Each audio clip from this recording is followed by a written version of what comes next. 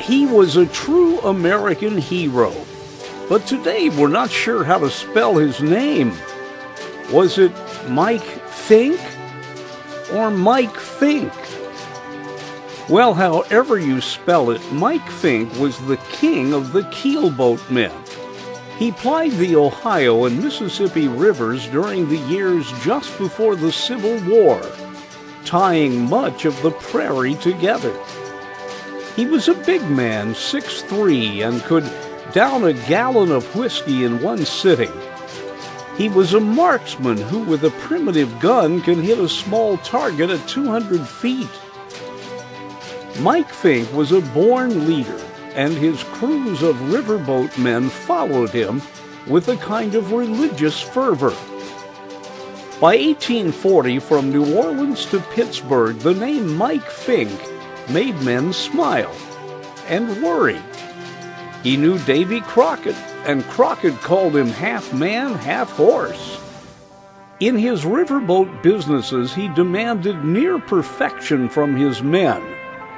Like many of the cowboys of the West, Mike Fink was the subject of fabricated novels and folk songs. Even in modern times, he has been immortalized by movie producers and even Walt Disney. But for many, Mike Fink may have had a more lasting legacy.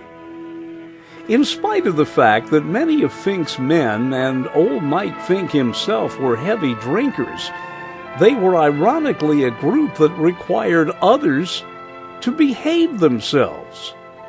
Word got around that when Fink and his men would dock in a river town and go into a bar, everybody had to be quiet.